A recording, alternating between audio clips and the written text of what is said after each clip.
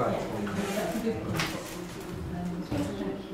Yeah, so to kind of honour the Hive timetable, we are still being filmed. The news camera is doing its 360, but we're the subject of a 260 film. And so it's sort of final thoughts and reflections. Before you share your thoughts and reflections, if you, one of the tasks for the Hive Share is to gather up some observations or feelings to pass on to the next Hive.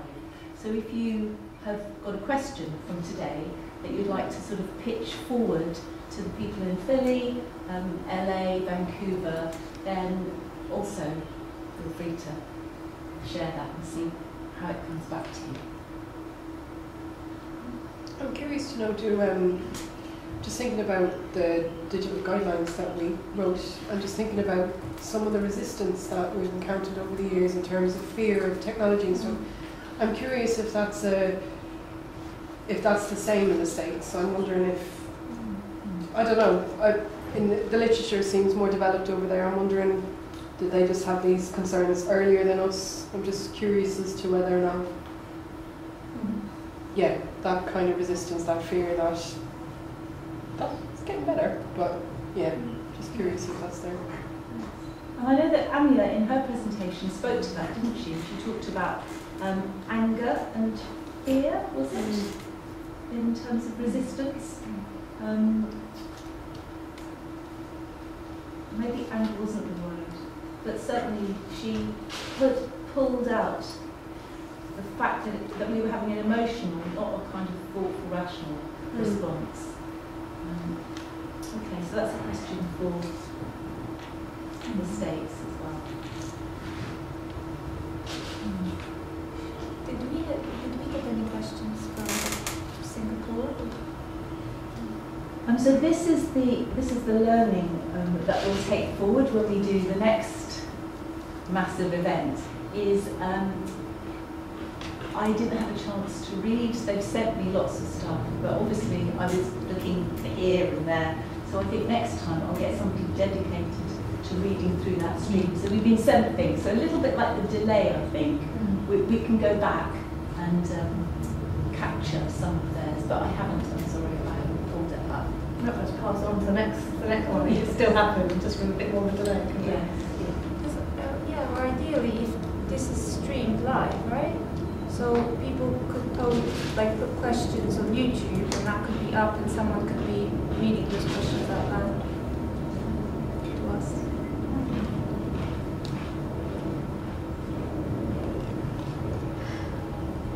I mean, sorry, I don't want to keep drumming on about VR, but that's my bag and I love it. So do you mind if I just say a couple of words? Earlier I mentioned about the camera and the way we've given him shoulders and whatnot, and we're using that for training. But one of my biggest regrets kind of touches upon a little bit of what David was saying about, he did an interview with his mum before she died and whatnot. And one of my biggest regrets is that when my granddad was with us, I had the capacity to film him with virtual reality. And now I would have been able to share that moment with him. And not just with me, but with family. And I just wanted to ask the group, how much do you think it costs to purchase a camera that enables you to film something that is so real that it can feel as if you're there? How much do you think that costs today? How much? 200 quid? 200 quid, okay. Not as much as we think, probably. Yeah. No. A virtual reality camera, to get a really, really good one, you're looking about £500, yeah? But, like 3 or 4 years ago, that was thousands of pounds, because I spent my savings on it. And now I've got a camera that costs £500, which outperforms anything. And I can film things. I'm sat here looking out that window now at that beautiful sunset. And I'm thinking that sunset would mean something to someone if I'd captured it. And one of the things I'd like to just say is, when I was out there doing all this filming and everything, And I didn't capture that moment with my grandfather. And he died only 12 months later. I really wish I'd have had that. And I know, you know, a lot of people are thinking about VR and whatnot, but all I'd say to anyone who might be watching this is, if you have the capacity to capture something in VR, and it might just be something as subtle as just a conversation with your grandparents or your mum or anyone, take that moment, because I can promise you now you won't regret it. Because I do regret that now. And that's all I want to kind of say from a VR perspective. It's sometimes as subtle as just an interaction with someone that you could have had and it was missed. And I think in this day and age, especially now how affordable it is, we don't need to miss anything. The connection I have to that is to what Charles said about taking photographs of your ordinary spaces on a Tuesday. The thing about the 360 photography is then you get to see all the boring corners of the room around the conversation with the person, which is quite different to the sort of selfie composed. We were approached to potentially create an art pit, you know, a VR thing where you put it on, and I'm giving all this away, what the hell, and you put it on and you're in an art gallery, yeah? And they were and someone says, oh, well, it's been done, and it's been done as almost like a game, and you put it on and you can see this beautiful artwork. But I said, you know, that needs to be filmed in a real art gallery, because it's the imperfections of the environment that makes it interesting. And it's the people who's been, you know, the person who sat on the bench looking at that piece of art for hours, that's what makes the space interesting. It's not purely about the visuals, it's about the whole immersive experience. And that's why I try to encourage to move away from synthetic, because we don't live synthetic lives, animated lives. We live real lives, and that's why I'm a big advocate for capturing real content, and when possible, capturing immersive audio as well, because that really does complement that. But I've loved today. I've absolutely loved it. I'm curious about that strong distinction you make between real and synthetic, because it seems to suggest that, like, as if things that are created, like you said, animated, so maybe like an animated footage, is not real. Yeah, well, when it's like an animation, so it's like a computer game. A lot of content that's being created, but which might be a benefit in some areas. It's interesting you were saying that with the example of being in an art gallery and seeing art, which is the unreal, created reality that through which we share things that we connect with. Yeah. So I wonder kind of whether it might be less separate than you are portraying us. Yeah, no, for sure. I'm not trying. I love artwork. I love a beautiful still image. I have the ultimate respect for it. I'm just talking about how you see that image. When you put on the goggles, are you in a pristine white environment where that picture is there? It's been shot, so it's the resolution's so strong. It's like you're there. Or do you film it in a real gallery where it feels real? And I think by filming it in a real gallery, you'll have a more real experience of that art. If that makes sense. It's like a real reality versus virtual reality almost. Yeah. Can I ask if anybody's done any painting in 3D? I heard about it though. You see, yeah, and it's quite something, isn't it? It is the most incredible experience, and certainly if you go home and watch the Philly presentations, I think there'll be people reporting that. And we unfortunately couldn't have it organised in time for this, but it is quite, in terms of the real, synthetic or embodied, immersive, I mean it's so interesting, and it might speak to the disruption of the binary that Jonathan's presentation was highlighting too. Any other comments? I was thinking about Jonathan's comment earlier around what gets taken away with digital, but they feel like they can sit beside each other, like there's value in both of them, and yeah, that thing about if people have access to something, or with virtual reality, if someone can access something that they would never be able to do beforehand, that's exciting. Yeah. And we can all do it. I don't have to facilitate you having an experience. We can all do it. It's very, very simple. If you've got a phone now, you have access to some incredible content. Really do. Just thinking to the symposium a couple of years ago and to today, like it's exciting where that day led to. I remember you saying this is the start, and I feel like this is the next step in that. It's really exciting to be a part of that. I don't know, I wonder what the next one will be.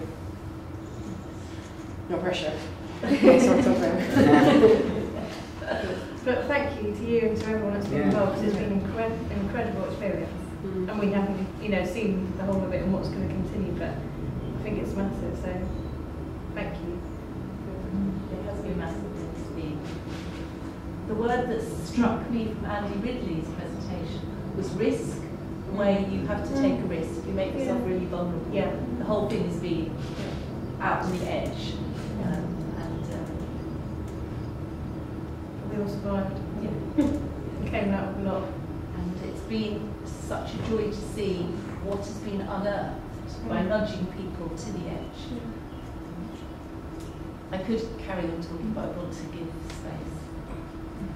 Final comments. I just wanted to say I found the technical difficulties really interesting. As there's this kind of frustration, everyone's apologizing, but there's always this sense of, we're spending this time trying to connect to one another, and I was noticing the things people were saying were things like, can you hear us? Can you hear us? Yes, I can hear you.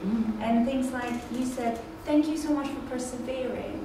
And I was just thinking how well that actually reflects and embodies people's need to connect to one another and to form those attachments, and that actually how those technical difficulties might not always be a bad thing, because actually through them we're actually showing one another that we want to connect, we want to listen, and then we share that frustration of not hearing one another and saying, I really want to hear you.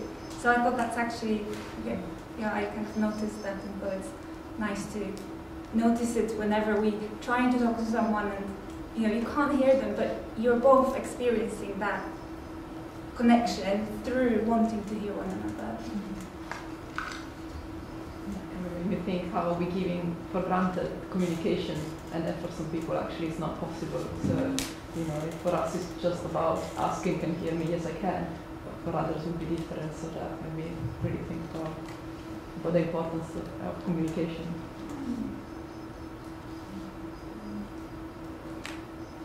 That theme has come up a lot today, the challenges of technology, and actually have many benefits that come out of it. They were talking about on the presentation with the art therapy group, challenges of the kind of nightmare session, as the lady called it, but actually the clients had some really positive responses to that, and just like we're having so many challenges today.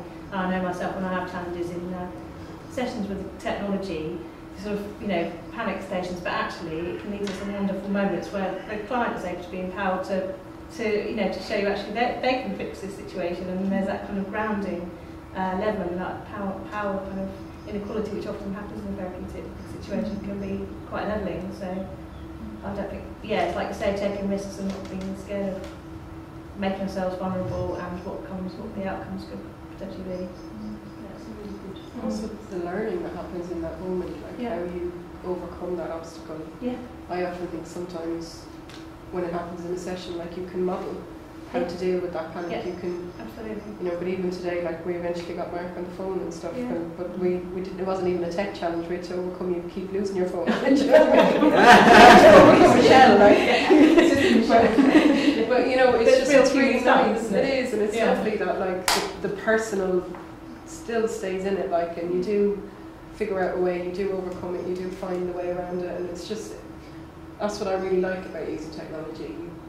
It's not necessarily just about creating something that you don't necessarily get to experience otherwise, but it's just another piece of paper. It's just another, I'm trying to figure out how I can, figure out a school and safeguarding. Can I start thinking about like VR stuff, without getting fired, or, it's just, or, using GarageBand more, or, just it's lovely to have ideas and see what other people are doing. So we have come to 6 o'clock, and I'm keeping us to time. Thank you all so much for coming and participating so enthusiastically and bearing with. And I'm going to be here until 8 o'clock this evening. I'm going to get to the next hive up. I'm going to do some tidying up and sit back and relax. You're welcome to stay, go, carry on watching all through the night. We did have one piece of work that didn't make it into the programme because, as you could see, it was pretty jam-packed. And that's Sean has an animation, really interesting animation of his work in a forensic setting. And because of the whole confidentiality, complexities, that is available to view off screen, just in person, if Sean is willing to do that now or another time. But once we go off air, that is also an option. But for now, thank you all so much. We will be sending you evaluation sheets and certificates of attendance, as long as we've got your emails, which I trust we have. And thank you again. And thank you and goodbye from London.